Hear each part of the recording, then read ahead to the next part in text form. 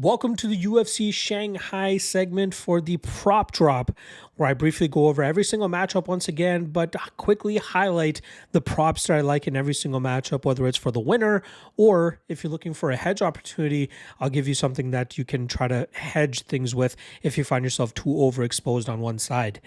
All right, let's get right into it. First matchup up is a light heavyweight matchup between Satybaldiev going up against Dr. Nurgozhay. I like Nurgozhay to pull off the upset here and showcase that his last fight against Brengerson Ribeiro was more of an anomaly, and he'll be able to be a little bit more effective this time around, specifically with his takedown approach, where we've seen Satybaldiev struggle off of his back in terms of working back to his feet. I think this will lead to Nurgozhay eventually winning this fight on the scorecards. Unfortunately, there are no props available for this fight on most of the sites that I use, so don't really know what number to give you guys here, but I think Nurgozhay by decision is a good look. And then on the flip side, if Satybaldiev wins, it's probably with his reckless striking approach, and maybe he ends up catching Nurgozhay if Nurgozhay's a little bit too lackadaisical. All right, next up, we got Longshot going up against Su Young Yu. I'm a big fan of Jiu-Jitsu, and I love his, stylings on the mat, but I think he's really up against it here against Xiao, who will have a striking advantage, and I think Xiao will be able to pull Yu into some pocket exchanges that Yu may not be all that comfortable with, and that could actually lead to Xiao finding that knockout here. So I'm going to go Xiao by knockout as my favorite prop in this matchup, and you can get it all the way up at plus 750. On the flip side, if Yu wins, that probably means that his calf kicks and his takedowns ended up working, and he probably won this fight on the scorecards, which you can get at plus 150. And I just need to throw it out there, considering the BJJ prowess of Yu, you can get him to win by submission at plus 800, which is not a bad spot either. But again, I think Xiao wins, and I think he gets the knockout. All right, next up, we got Yizha going up against Weston Wilson. Pretty straightforward fight here. I expect it to finish under 1.5 rounds, which I think is somewhere between that minus 175 and minus 200 line now. I think Yizha wins in round 1, which you can get at plus 110. I think he wins round 1 submission, which you can get at plus 190. And then on the flip side for Wilson, in case Yizha gets a little bit too aggressive on the mat and leaves himself open to get submitted, you can get Wilson by submission at plus 1500, knowing how aggressive he normally is with that initial defense of BJJ. All right, next up, we got Michel Pereira going up against returning Kyle Daukaus. Pereira let me down big time last time around when he took on Abus Magomedov, really not pulling the trigger the way that we know he can. But I expect him to reignite that fire once again. And I think this is a perfect matchup for him to go out there and showcase that power again, as Daukaus is usually not that good in terms of eating big power. You can get Pereira to win by knockout at plus 160. You can get him to win round 1 knockout at plus 440. And then on the flip side, if Daukaus wins, probably comes with a lot of control time with takedowns, which you can get him to win by decision at plus 550. And in case the Darce Knight taps into his nickname here and sinks in a submission, you can get that submission prop at plus 650. All right, next up, we got Rongzhu going up against Austin Hubbard. I've historically been higher on Hubbard than a lot of people in the past, but I can rightfully say that this is a horrible stylistic matchup for him. I think Rongzhu will stop the takedowns of Hubbard, keep him on his back foot so he can keep him away from his dangerous kicking game, and then ultimately put together big combinations, which will lead to a Rongzhu knockout, which you can get at plus 460. On the flip side, if Hubbard wins, it probably means he got off on his takedowns and some control, and you can get Hubbard to win by decision at plus 370. All right, next up, solid flyweight offering here by the UFC, as we have Lonnie Kavanagh going up against Charles Johnson. Kavanagh normally super chalky, but he finds himself roughly around that minus 185 range for this fight against the experienced Charles Johnson. But I still think that the speed and overall mixed martial arts game of Kavanagh will end up favoring him here. It's going to be tough to put Johnson away, who's very difficult, obviously, to put away. So I think Kavanagh by decision at minus 110 is the prop I'd go with. On the flip side, if Johnson wins, that probably means that he stopped the takedowns and was able to lead the dance with his volume and output, and you can get Johnson to win by decision at plus 280. All right, next up, we got a lightweight offering here between Gage Young and Maheshate. I believe this is going to be a bit of a war, and I think Young will be the one that comes out on top by landing more effective damage in that pocket and eventually finding that knockout, which you can get at plus 240. On the flip side for Maheshate, I think if he wins, he's not going to be able to finish Young, as I think Young has very good durability and good enough defense, but I think it would likely look like Maheshate landing more shots, wobbling Young a few times, but winning this fight on the scorecards, which you can get at plus 230. All right, next up, we got Nueraji going up against Kiefer Crosbie. I'm expecting violence no matter how this fight plays out. The under 1.5 is minus 190. Nueraji round 1 plus 105. Round 1 knockout plus 155. My kind of conspiracy theory spot here, or at least the spot that I feel Nueraji would be best suited to take this fight, is to take it to the ground and look to exploit the poor BJJ game of Crosbie, as both of his losses have come by round 1 submission, I believe, in the UFC.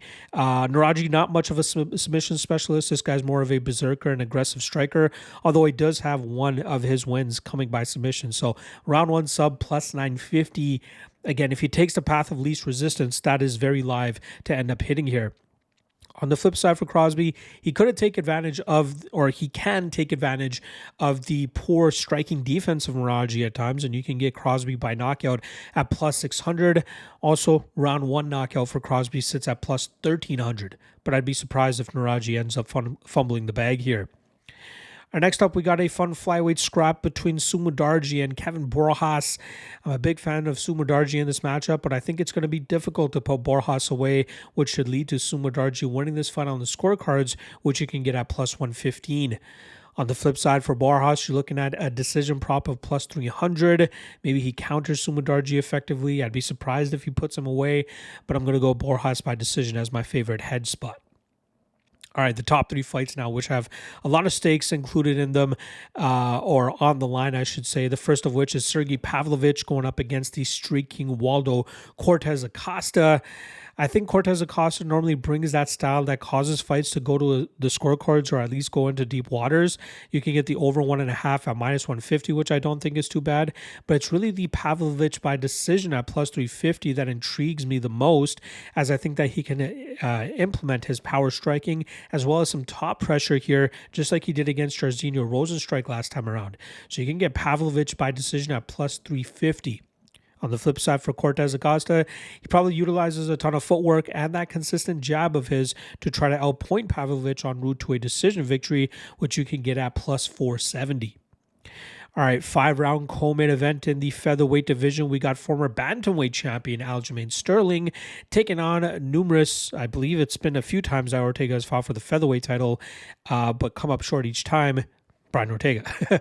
I think Sterling controls this fight. He's a superior wrestler, and he has good enough BJJ to stay away from any of the danger that Ortega presents on the mat. And I think we see Sterling pretty much backpack him for the majority of this fight and win it on the scorecards, which you can get at plus 105. On the flip side, Ortega is going to have to be very chaotic on the feet to try to draw out a mistake from Sterling. I think Ortega by knockout plus 1300 may not be a bad look if he ends up getting the win here. Or he gets that club and sub and catches Sterling in something, and you can get submission at plus 750 for Ortega. But again, I think this is going to be boring, grinding, clinching affair from Sterling as he wins by decision. All right. Main event now, which probably is not going to be as boring as the co-main event, as we have Johnny Walker taking on streaking Chinese contender Zhang Mingyang. I think this is a matchup where Zhang will showcase that comical durability issue that Johnny Walker has, but that KO prop at plus or minus 240 is a little bit wide for my liking. You can get Zhang round 1 at minus 125, as all 19 of his pro wins have come in round 1. Round 1 knockout is only minus 110, so not a huge change there. I'd rather go with the minus 125 round 1 in case Zhang clubs and subs him. And again, the trade-off is just not enough to be so specific with the knockout prop at minus 110 rather than taking the minus 125 and covering a possible submission here.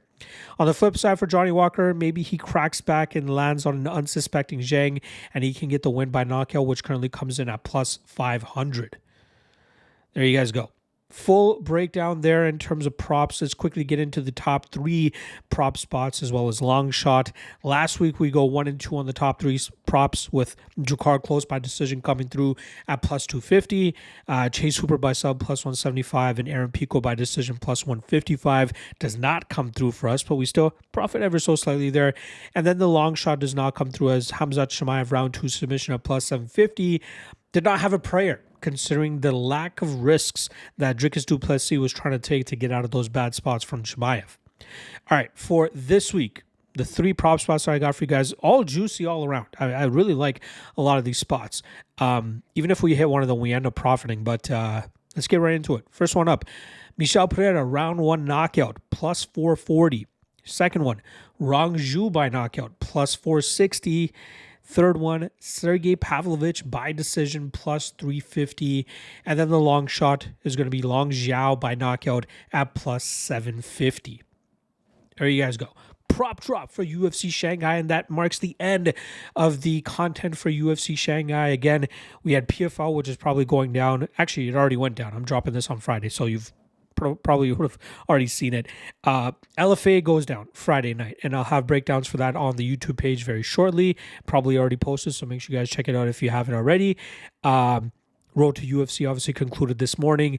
And don't forget, this Shanghai card starts at 3 a.m. Eastern time for the prelims on Saturday. So nice and early. Check out the Lock of the Night Patreon page for all the fun plays, final plays, predictions, all that good stuff. Otherwise, I will see you guys again on Sunday for the Contender Series breakdown. And there's no other event next week. It is pretty much a clean week outside of the Tuesday Contender Series. So I'll be slowly chipping away at some more archive updates throughout the week, but also getting started on the following Contender Series as well as the next UFC event as well. So much needed break from your boy. I'm really looking forward to it, but I'll be back on Sunday for the Contender Series breakdowns. I'll see you guys then. Peace.